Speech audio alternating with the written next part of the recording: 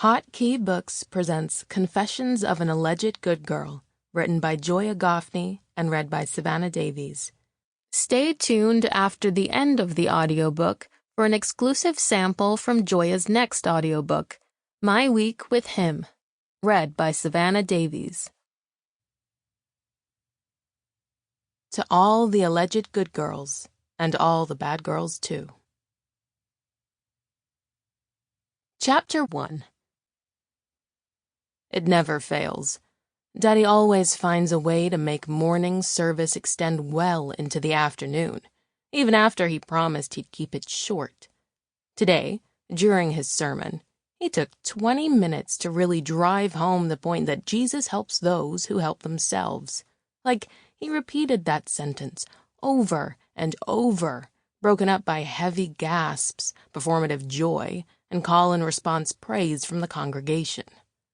And it's not just him either. Bertha, our choir director, and Miss Annabelle, our lead singer, are in on it. I swear they try to turn every Sunday into an episode of Sunday Best. Not every song should be 10 minutes long, and I promise you, they shouldn't all end in an elaborate praise break. But that's partly Dom's fault, with him on the drums and his best friend Terrence on the bass.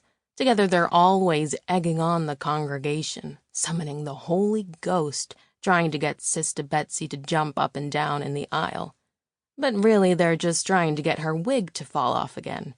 I've told Dom I'm sure she's found better ways to secure that thing on her head after how embarrassed she was that magnificent Sunday. But he thinks there's still hope. Daddy has already opened the doors of the church. We've already done the last offering and final announcements, but for some reason, Daddy's trying to start his sermon back up. I don't have time for this. At this rate, I won't get to straighten my hair before Dom picks me up for our date tonight. Today is our 2-year anniversary. I stressed that to Daddy before we left the house this morning. I said, "Daddy, tonight is important. We have to get out on time, please." But he kept saying, "You can't rush praise, Momo, but for you, I'll try my best." Really, Daddy? Is this your best? "It don't matter who," Daddy shouts into the microphone, closing out the service with his familiar chant. Thank God we're almost out of here. "It don't matter what." He's got a big smile on his face, sweat dotting his forehead.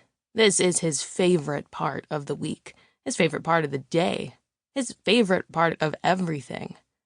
He loves being in this church more than he loves working on the deck in our backyard, and he loves doing that a whole lot.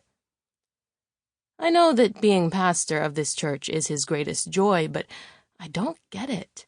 Just, like, how? Doesn't this get old?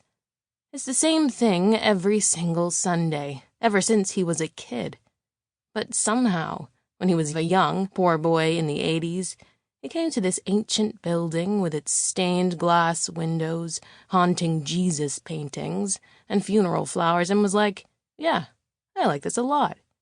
How can someone that young appreciate the rules and the politics and the "shh, pay attention," and the "you better close your eyes when you pray" that comprises every Black Baptist church in the South?